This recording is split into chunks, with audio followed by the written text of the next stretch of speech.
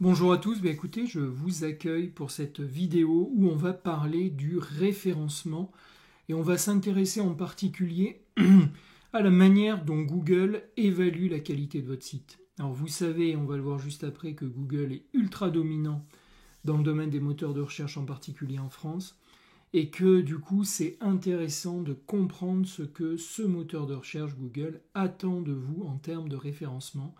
Et c'est ce que je vous propose aujourd'hui dans cette vidéo, avec, vous le verrez, quelques actions simples qui vont vous permettre d'améliorer votre référencement, mais aussi de manière plus générale, votre production de contenu.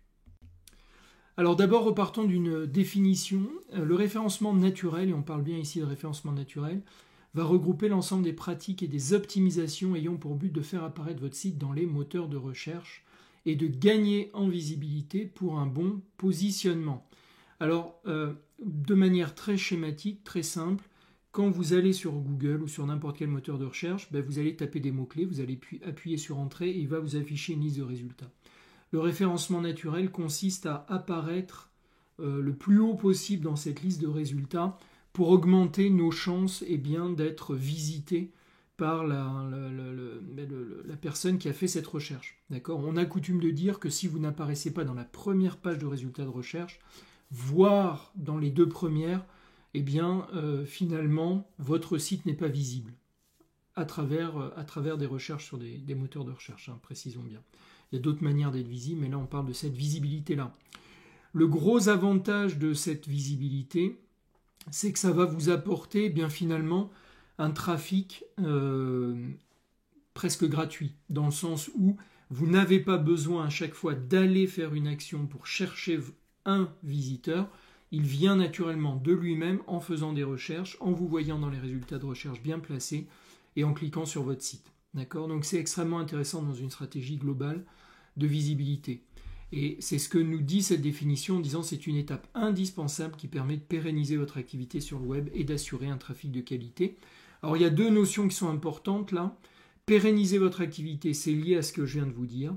C'est-à-dire que c'est pour vous le moyen, quand vous allez créer des contenus ou un site bien référencé, finalement, sur la durée, ça va vous amener du trafic. Donc ça vous apporte une forme de pérennité. Sachant bien entendu qu'ensuite l'enjeu, ça va être de convertir ce trafic, ces gens qui arrivent sur votre site internet. Il ne suffit pas qu'ils arrivent sur votre site internet. Vous ne cherchez pas que de la notoriété, vous voulez aussi des clients. Donc ensuite, c'est tout le travail de conversion entre un visiteur et un client sur votre site qui va être important. Mais ça, j'en ai parlé notamment dans de précédentes vidéos, comme créer un site web efficace. Et puis l'autre partie de la phrase qui est intéressante, c'est « et d'assurer un trafic de qualité ». Ce qui va être intéressant avec le trafic basé sur le référencement naturel, c'est que vous allez vous référencer par rapport à certains mots-clés, c'est-à-dire par rapport à certaines recherches que font les internautes sur les moteurs de recherche. Et donc ça va vous permettre d'une certaine manière de faire un filtre et de choisir un petit peu, à travers le choix de ces mots-clés, quel type de visiteur vous voulez. Vous ne voulez pas juste quelqu'un qui tombe sur votre site par hasard, non, vous voulez quelqu'un qui est dans une recherche spécifique d'un certain type de solution et qui va donc, en tapant ces mots-clés ou ces groupes de mots-clés, tomber sur votre site internet. Google, je parlais de position dominante, Google c'est 92% des recherches sur internet en France, alors c'est un tout petit peu baissé en 2021, je crois qu'on est légèrement au-dessus des 90%. Donc savoir ce que Google attend est extrêmement intéressant. Alors la première question à vous poser, c'est vraiment, est-ce que c'est pertinent pour vous ? Effectivement, comme je viens de le dire, c'est intéressant à partir du moment où effectivement vous êtes capable d'identifier des mots-clés ou des groupes de mots-clés que vos utilisateurs cibles tapent dans un moteur de recherche, dans Google par exemple, et vous souhaitez apparaître dans les résultats de recherche. Mais dans certains cas, en fonction de votre positionnement, vous pouvez vous apercevoir que vos potentiels clients ne vous recherchent pas et ne vous trouveront donc pas en faisant une recherche sur un moteur de recherche. Je m'explique. Si vous faites du sevrage tabagique avec l'hypnose, par exemple, là, effectivement, vous pouvez vous assurer que vous avez bien des gens qui tapent « arrêter de fumer, hypnose ». D'accord ? Parce qu'ils en ont entendu parler, parce qu'ils sont conscients de leurs besoins et de ce qu'ils attendent en termes de solutions. Donc ils font des recherches explicites. Et donc là, c'est intéressant de travailler son référencement sur ces notions-là. Par contre, vous avez des positionnements qui sont soit sur des problématiques dont les gens ne sont pas forcément conscients, en tout cas dans des termes évidents, soit par exemple des choses où vous allez leur promettre d'atteindre certains résultats et ce sont peut-être des résultats auxquels ils n'avaient même pas pensé spontanément au départ de les chercher ou de les atteindre, comme par exemple dans certaines thématiques de développement personnel.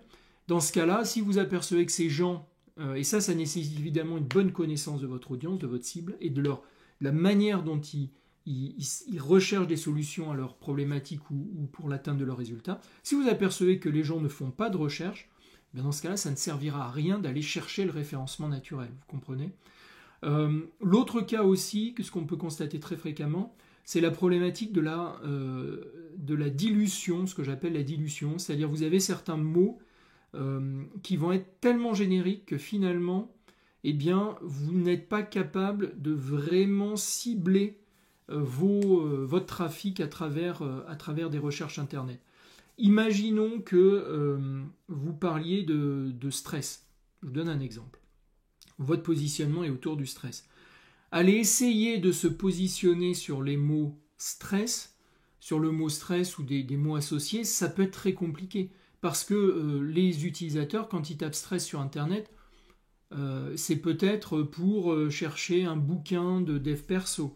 C'est peut-être pour... Vous voyez, et finalement, vous allez vous retrouver dans un champ des possibles tellement vaste, et souvent d'ailleurs associé à tellement de concurrence, que ça ne va pas être intéressant pour vous d'aller vous battre pour du référencement naturel.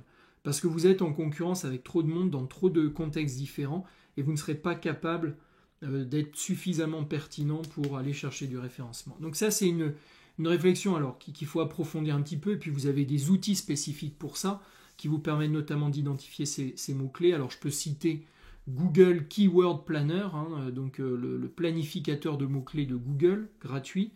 Vous avez des outils qui sont spécialisés en référencement naturel, type SEMrush par exemple, qui vont vous permettre de faire cette analyse un petit peu fine sur les mots-clés ou groupes de mots-clés, de voir un petit peu quels sont les volumes de recherche, de voir quel est le niveau de concurrence, et donc de voir si c'est pertinent ou pas d'essayer de vous référencer et de vous référencer sur ces mots-clés spécifiques. Alors souvenez-vous aussi d'une vidéo que j'ai faite sur les 5 mécanismes qui vous permettent d'automatiser votre acquisition de clients. Je vous invite à la regarder si vous ne l'avez pas regardée. C'est que voilà, c'est une des stratégies, ce référencement, mais dans votre cas particulier de thérapeute, c'est rarement la seule. Ça va être cette stratégie qui va vous permettre de prendre le relais, si vous voulez, de vos autres actions d'acquisition pour avoir une acquisition sur le long terme à coût marginal faible, c'est-à-dire, comme je l'expliquais tout à l'heure en intro, où vous n'avez pas besoin de dépenser beaucoup pour aller chercher chaque nouveau client. Donc le fait qu'elle ait un coût marginal faible va abaisser de manière générale votre coût d'acquisition, et ça c'est extrêmement intéressant. Alors, d'abord, la première chose que je voulais partager avec vous et que j'ai découverte en préparant cette vidéo, c'est que, d'abord j'ai besoin de vous parler un peu du mode de fonctionnement d'un moteur de recherche. Un moteur de recherche, comme Google, en fait il a un algorithme. Et cet algorithme, c'est un petit peu l'intelligence qui va essayer en permanence, d'une part, de parcourir le web pour découvrir tous les sites internet et leurs évolutions, qui va les indexer, c'est-à-dire qui va être capable de les mettre dans certaines catégories particulières, pour que quand vous faites une recherche, il soit capable de vous présenter quasiment instantanément les résultats les plus pertinents. Vous voyez, c'est presque un miracle technologique. Ça explique pourquoi Google a tellement cartonné. Cette capacité-là, elle est incroyable, quoi. Vous avez des milliards de sites internet et Google en permanence est capable d'avoir une vision de ces milliards de sites internet, de les classifier et de vous sortir des résultats pertinents quand vous faites une recherche. En fait, Google, cet algorithme, ils le font évoluer en permanence, et pour le valider, ils ont une population de vérificateurs, donc des êtres humains, partout sur la planète, qui vérifient la pertinence des résultats de l'algorithme. Et ces vérificateurs, ils leur envoient un guide des vérificateurs, et ce qui est hyper intéressant, c'est que du coup, c'est un guide qui va s'adresser à des êtres humains, donc qui va être facilement compréhensible, et qui va leur expliquer ce qu'ils attendent, donc ce qu'attend et ce qu'est censé faire leur algorithme. Dans leur guide, la première étape consiste à déterminer dans quelle mesure la page est utile. Quand un vérificateur voit un résultat, voit une page d'un site web, première étape, on lui demande de vérifier dans quelle mesure cette page est utile. Est-ce qu'il est facile de comprendre l'objectif de la page? Et est-ce que l'objectif est rempli effectivement par la page? Et là, moi, ce que je trouve absolument passionnant, c'est qu'on en vient aux fondamentaux, que je répète tout le temps, à mes étudiants notamment. Quand vous faites une page de site internet, quand vous faites de manière générale un contenu, une communication, quelle qu'elle soit, vous devez avoir un objectif principal très clair pour ce contenu ou pour cette page. Et ensuite, vous devez être cohérent dans le fait de bien répondre à cet objectif. Et vous voyez, c'est le premier critère que regardent ces vérificateurs. Donc, est-ce que cette page a un objectif clair? Est-ce que je peux comprendre immédiatement quel est cet objectif? Et ensuite, est-ce qu'effectivement le contenu est cohérent par rapport à cet objectif et remplit bien cet objectif? Et il y a cette phrase en anglais, alors que je vous traduis en français, je vais vous épargner mon accent. Les sites web devraient être créés pour aider les gens. Si ce n'est pas le cas, la note la plus basse devrait être garantie. Vous voyez, c'est quelque chose de très fort qui est dit par Google.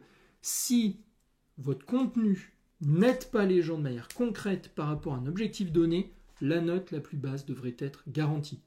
Donc soyez vraiment très attentifs à cet aspect-là. Vous avez un contenu à produire, une page à faire. Quel est son objectif principal? Est-ce qu'il est directement compréhensible, visible? Et est-ce que ce que je fais derrière me permet bien d'atteindre cet objectif et permet bien surtout à mon visiteur d'atteindre l'objectif et la promesse que je lui ai faite? C'est fondamental, c'est le premier point du référencement de qualité.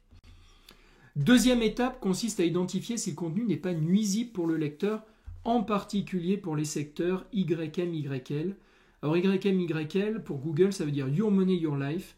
Donc ce sont tous les secteurs en lien avec l'argent et avec la vie et la santé de manière générale. Google est particulièrement attentif à ces secteurs-là parce qu'évidemment, ce sont des secteurs où d'une part, pour l'argent, il peut y avoir beaucoup d'arnaques et tout ça. Et puis pour la santé, il y a un enjeu potentiellement vital. Et puis là encore, il y a des gens qui peuvent abuser de la faiblesse des personnes, malheureusement, pour essayer de leur vendre n'importe quoi. Donc ils sont très attentifs dans ces secteurs-là, et vous, vous êtes dans le secteur Your Life. Donc, vous devez être on ne peut plus exigeant. Alors quand on dit de contenu qui n'est pas nuisible, faites très attention dans vos contenus à toutes les promesses qui pourraient être des promesses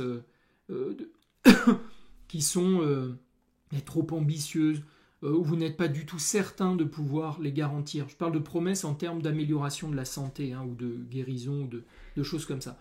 Si jamais vous faites ce genre de promesses, vous allez être saqué immédiatement par le moteur de recherche. Et on le voit ça aussi dans la publicité payante. Sur Facebook, ils sont très attentifs à ces secteurs-là. Et vous ne pouvez pas faire de promesses trop importantes dans ces secteurs-là, sinon les pubs ne sont pas validées. Troisième étape va consister à évaluer la qualité de la page. D'accord ? Donc hyper important, la qualité de la page. Donc est-ce que cela a pris un temps important, de l'effort, de l'expertise ou du talent pour créer ce contenu ? Vous voyez, c'est intéressant ça. C'est-à-dire que ce que vont regarder les vérificateurs, c'est est-ce que j'ai l'impression, d'une certaine manière, si je trivialise un petit peu, est-ce que j'ai l'impression que c'est un vrai contenu, une vraie page qui apporte du fond, qui a été travaillé, ou est-ce que c'est un truc fait un petit peu à l'arrache? D'ailleurs, vous verrez que ça revient sous une autre forme plus tard, ce critère-là. Donc, quand vous faites un contenu ou un article de blog ou autre, prenez le temps de bien l'écrire, prenez le temps d'aller faire un petit peu des recherches approfondies et d'apporter vraiment de la valeur à votre auditoire. Google n'aime pas, et vos lecteurs non plus, les contenus que finalement on peut trouver un petit peu partout, qui se contentent de reprendre des choses qu'on entend partout, un peu simples, où il n'y a pas ce petit supplément d'âme qui vous permet d'aller plus loin et qui donc apporte quelque chose de nouveau et d'utile à votre auditoire. Deuxième point, les informations disponibles sur le site et le créateur. Est-ce que on comprend exactement qui vous êtes? Est-ce que vous avez bien mis les mentions légales? Est-ce que vous mettez bien votre SIRET pour votre activité, votre adresse, excusez-moi, un numéro où vous joindre? Tous ces éléments-là sont des facteurs qui donnent confiance au lecteur. Il y a bien quelqu'un derrière ce site et derrière cet article, un vrai professionnel, et qui vont du coup confirmer la pertinence du contenu. Et puis la réputation du site et son auteur, c'est-à-dire ce qu'en disent les autres. Donc ça peut être des témoignages, ça peut être des évaluations, hein, d'où l'intérêt aussi pour le référencement de vos évaluations, par exemple sur Google My Business, là, les fiches annuaires de Google. Est-ce qu'il y a éventuellement d'autres sites, d'autres professionnels qui parlent de votre site? Tout ça, c'est un facteur de réputation qui est pris en compte. Alors maintenant, je vais vous parler des checklists de Google sur la création de contenu. Alors il y a 4 checklists qui proposent aux producteurs de contenu, donc à vous, pour vous assurer que vous allez produire un contenu qui va être bien référencé. La première de ces checklists est liée directement à la qualité du contenu. La deuxième nous parle du niveau d'expertise élevé de ce contenu. La troisième, de la présentation, de l'apparence de ce contenu. Et la dernière, que j'aime particulièrement, le fait que le contenu doit être axé avant tout sur l'humain. Alors c'est hyper intéressant parce que Google, donc on parle d'un algorithme, il nous dit en réalité le contenu qui va être vraiment performant, c'est un contenu axé sur l'humain. Donc ça devrait vous parler et on va voir ce que Google met derrière exactement.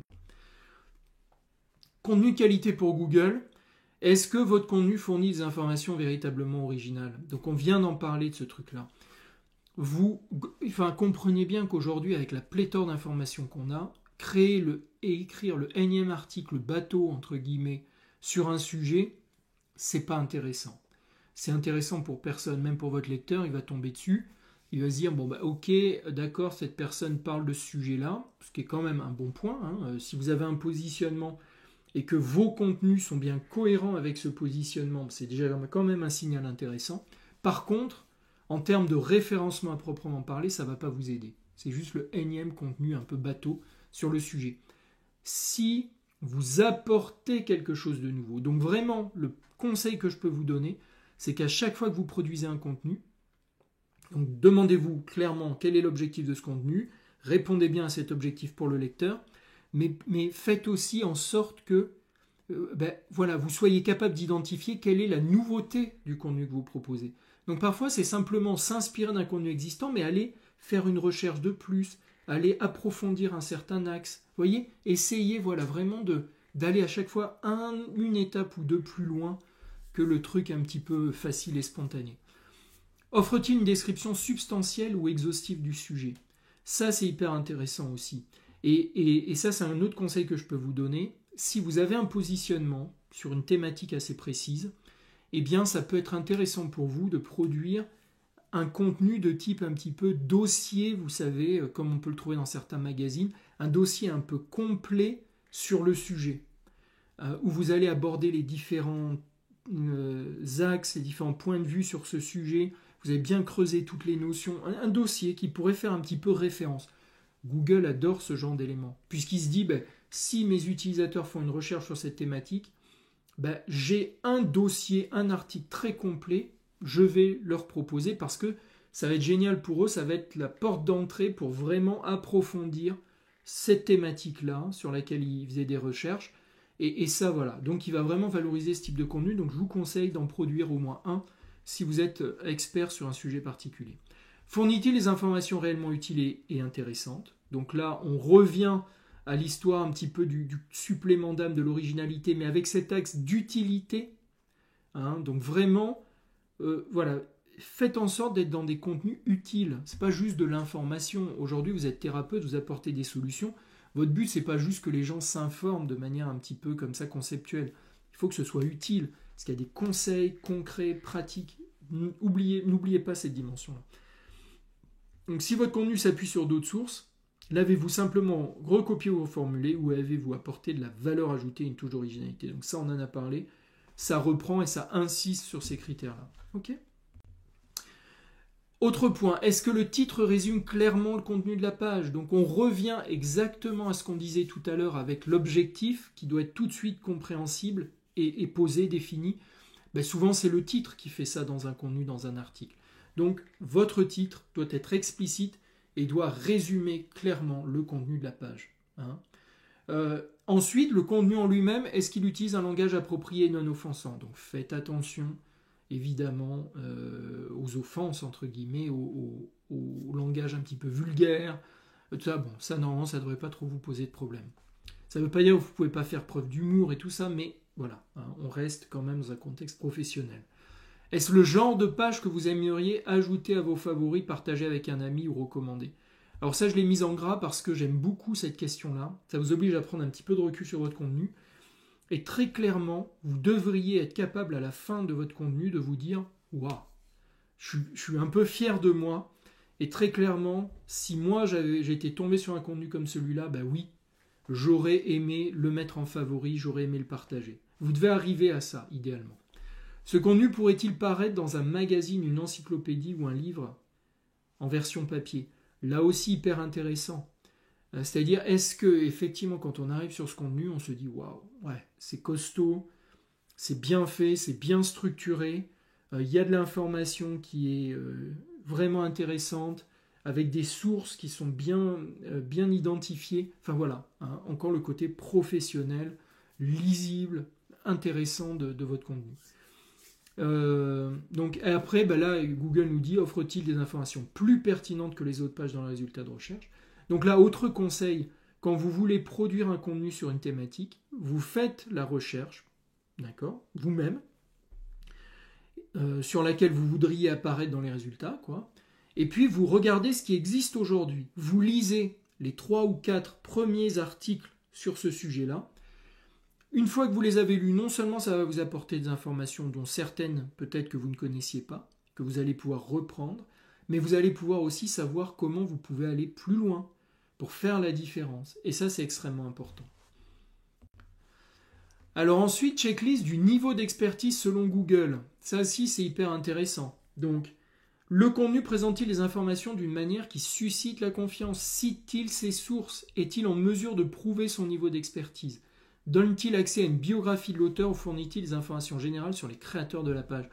Là aussi, conseil hyper utile. Donc, sur votre site, vous devez forcément parler de vous, de votre niveau d'expertise. Vous devez citer vos sources. Et s'il vous plaît, citez des sources qui sont des sources de qualité aussi, parce que ça, Google le regarde.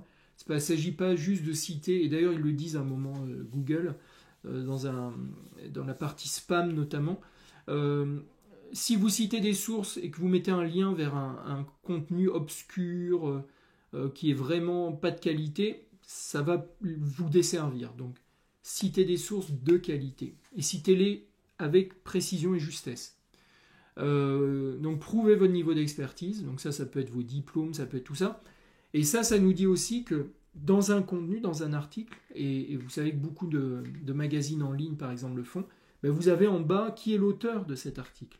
Eh bien vous pouvez rappeler en quelques lignes qui vous êtes et en quoi vous êtes expert de sujet et donc légitime pour en parler. D'accord ? Si un internaute analysait le contenu du site, aurait-il l'impression qu'il est fiable et qu'il fait autorité dans son domaine spécifique ? Bon, ben ça on en a parlé, hein. C'est citer vos sources, évoquer vos diplômes, citer des sources de qualité, et ainsi de suite. Ce contenu est-il écrit par un expert ou un passionné qui maîtrise le sujet ? Là aussi, c'est hyper intéressant. Donc évidemment, il y a votre capacité à approfondir votre contenu, comme on l'a évoqué tout à l'heure, à aller plus loin que les autres. Et puis, il y a aussi le fait que vous allez en parler avec passion. Le fait, alors derrière le terme de passionné, il y a aussi une notion hyper importante pour le référencement, qui est la mise à jour régulière du contenu. Parce qu'un passionné, un expert, c'est quelqu'un qui se forme en permanence. Hein, il n'est pas en train de prétendre, non, il se forme en permanence. Et donc, il produit du contenu en permanence sur son sujet. D'ailleurs, vous le savez, dans le domaine académique, c'est un critère sur lequel sont jugés, par exemple, les chercheurs. On attend d'eux qu'ils publient régulièrement. Vous, c'est pareil. Vous devez publier régulièrement sur ce sujet des articles de qualité. Et là, vous êtes identifié comme un expert ou passionné. Le contenu présente-t-il des erreurs factuelles facilement vérifiables? Donc, faites attention au contenu que vous proposez. Hein. Comme je le disais, quand vous citez des choses, quand vous essayez de vérifier que vous êtes dans la justesse. Parce que ça, Google a la capacité de savoir. Si vous citez des choses et que lui, il s'aperçoit que tous les autres sites le citent mais différemment, du coup, votre contenu n'est pas réellement fiable. Okay, donc faites attention à ça.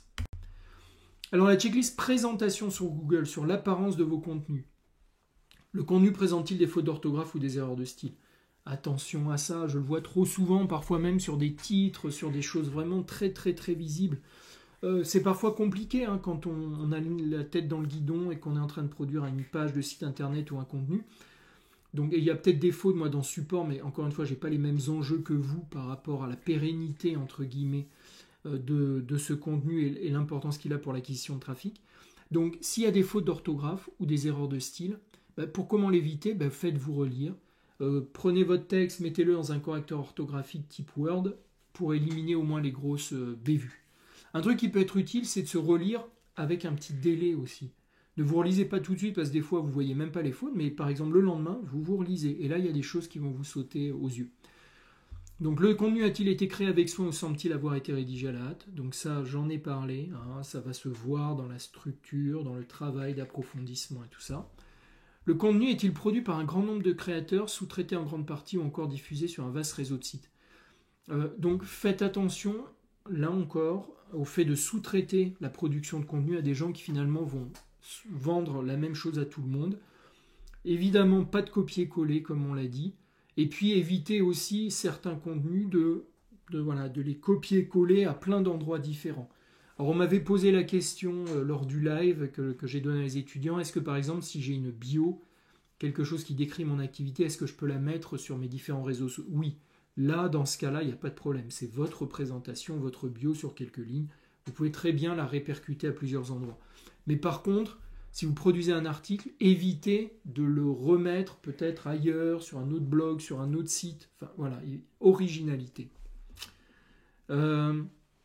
Inclut-il un nombre excessif d'annonces qui distrait les utilisateurs et qui interfèrent avec le contenu principal? Donc là, faites attention, encore une fois, cohérence.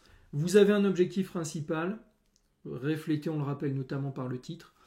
Derrière, vous êtes au service de cet objectif. Alors évidemment, parfois, vous pouvez citer un petit truc à côté, mais vous restez focus. Vous ne commencez pas à parler de plein d'autres sujets, de plein d'autres annonces, de votre agenda, de votre actualité, des choses qui vont, comme ils le disent, distraire les utilisateurs. Ça, Google n'aime pas. Et enfin, le contenu s'affiche-t-il correctement sur les appareils mobiles? Alors hyper intéressant, ça je l'ai démontré lors du live aussi.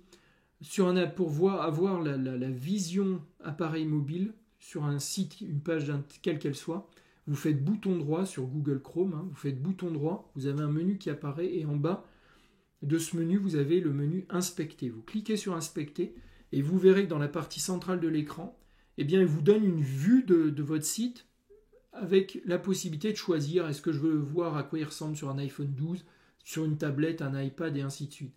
Donc ça vous permet de voir, de simuler l'apparence de votre site sur un périphérique mobile. Pourquoi c'est hyper important? Parce que souvent quand on crée un site, on le fait sur un ordinateur fixe, alors qu'en réalité, dans plus de 70% des cas, il va être vu depuis un téléphone mobile. Et parfois on a des surprises. Vous aviez un site, vous pensiez que tout était ok, et puis finalement, quand vous le regardez sur mobile, il y a des images qui dépassent, il y a des textes qui ne sont pas au bon endroit, donc faites très gaffe à ça.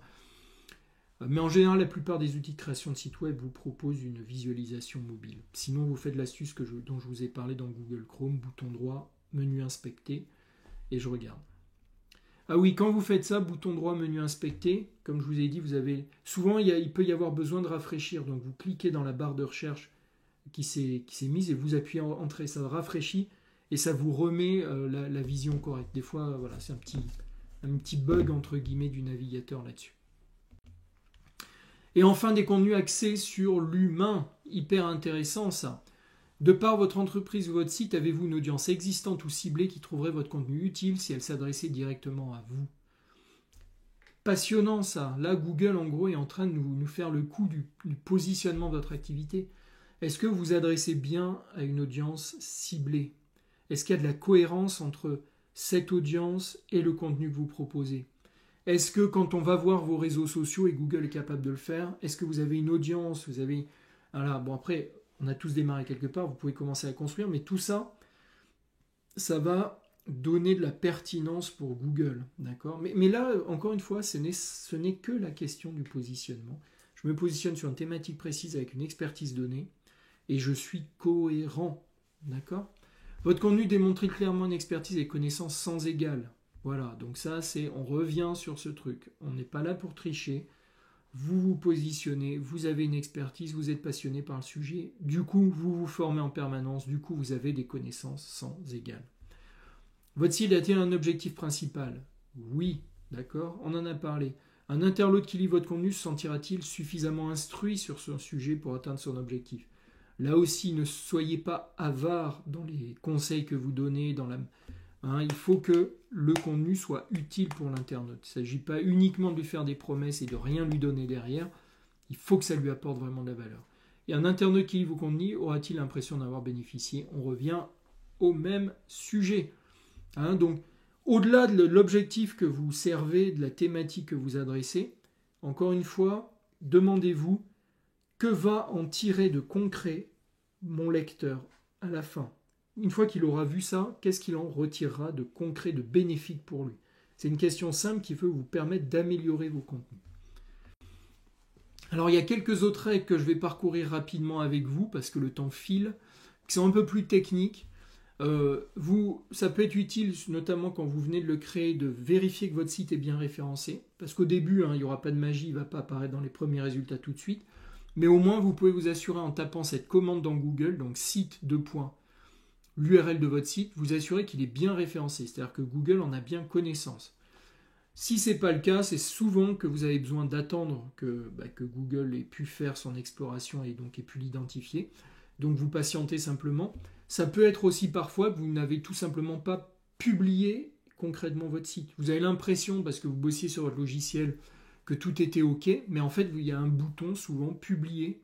Vous avez oublié de le cliquer. Ou alors vous avez bloqué, parfois il y a des options sur les outils de création de site internet qui empêchent le référencement du site. On le fait souvent quand on est en train de travailler sur le site, et puis une fois qu'on a fini de travailler, on débloque cette option et ça le rend visible. Donc pensez à vérifier, et s'il n'est pas référencé, essayez de comprendre pourquoi. Créez des titres de page uniques et précis. Et ça va de pair aussi avec l'arborescence de votre site, simple et cohérente.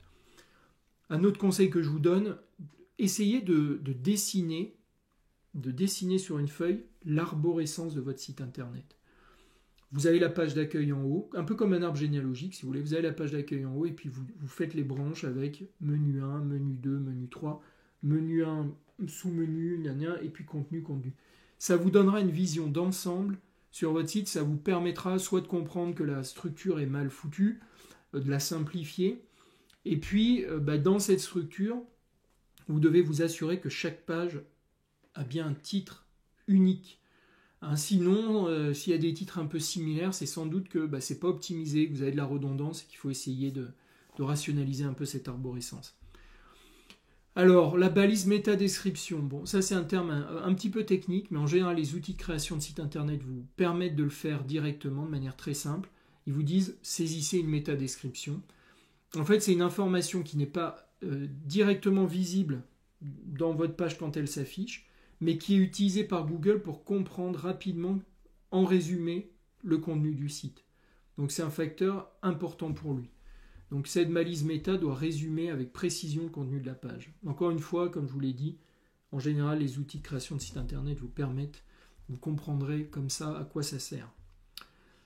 Utilisez les URL simples à comprendre. Important aussi, l'URL de vos pages, ça ne doit pas être nom du site / xyz2324.html. Non, ça ne serait pas compréhensible. Il faut que ça reflète le sens et l'arborescence. Donc en général, vous avez une catégorie, éventuellement une sous-catégorie, et le nom de la page qui correspond à son contenu.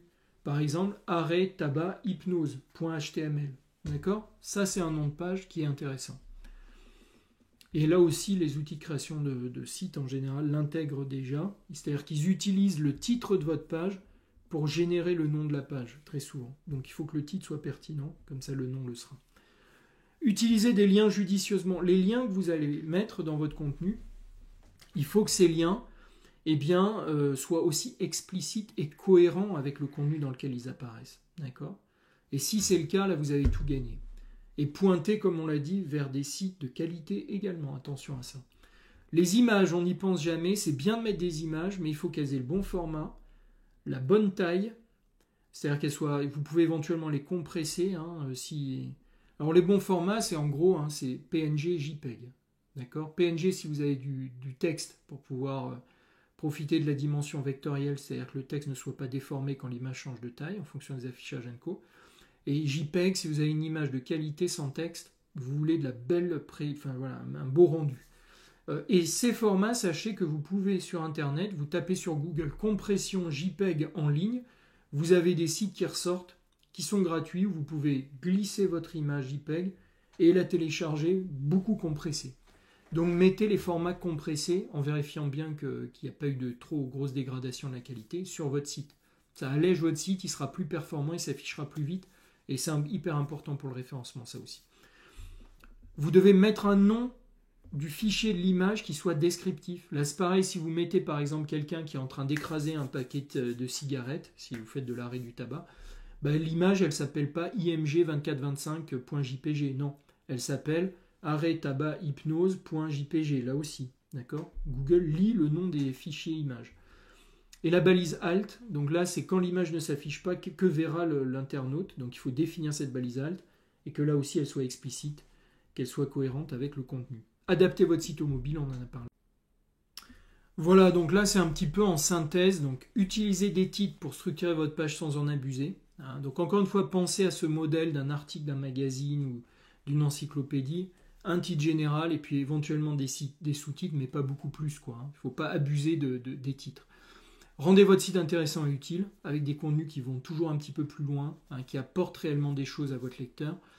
Donc comprendre ce que veulent vos lecteurs et répondre à leurs besoins. Donc là on est vraiment dans le positionnement. Faites des sujets qui correspondent bien à votre site, correspondent bien à leurs attentes. D'accord.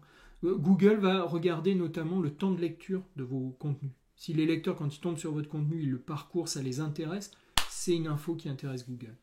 Rédiger des textes faciles à lire et optimiser le contenu pour les lecteurs, pas pour les moteurs de recherche. Donc là c'est hyper intéressant.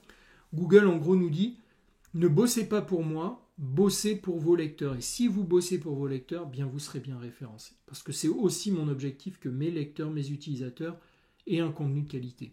Agir de manière à cultiver la confiance, donc conditions générales d'utilisation éventuelles, votre adresse, vos diplômes, vos horaires d'ouverture, votre SIRET, toutes les infos qui vont rassurer le lecteur. Indiquez clairement vos sources et des sources de qualité et citer de manière juste et fournir une quantité de contenu appropriée pour le sujet traité. Voilà, répondre complètement aux besoins, CF le conseil que je vous ai donné sur l'article un petit peu dossier exhaustif en lien avec votre positionnement. Écoutez, voilà les amis, c'était intéressant pour moi de vous donner cette vision de Google très humaine, hein, où on ne parle pas trop de technique, mais où finalement vous retrouvez l'essentiel, que ce soit pour vos pages de site internet ou les contenus que vous produisez, quels que soient vos supports, les réseaux sociaux ou autres. Voilà, il faut simplement faire des contenus qui sont cohérents, qui apportent une vraie valeur ajoutée à vos lecteurs, qui soient faciles à lire, bien structurés, clairs, bien positionnés, cohérents, et puis vous allez cartonner. Voilà. Ok, mais n'oubliez pas avant de vous lancer tête baissée que le référencement n'est pas forcément une stratégie pertinente pour tout le monde, en fonction du contexte. D'accord ? Donc bon, ça c'est des questions qu'on aborde notamment dans mes accompagnements, dans les coachings que je fais avec les étudiants qui suivent mon programme Fondation.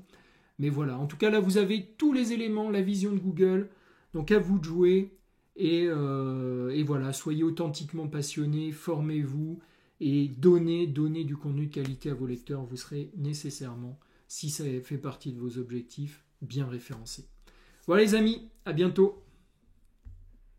Ah oui, pensez à vous abonner à la chaîne, je le dis jamais, mais pourquoi pas. Hein, si ça vous a plu et si vous voulez être tenu informé des autres vidéos comme ça que je vais partager avec vous, il vous suffit de vous abonner à la chaîne, de mettre un petit like. Et puis voilà, c'est sympa. Allez, à bientôt, ciao ciao.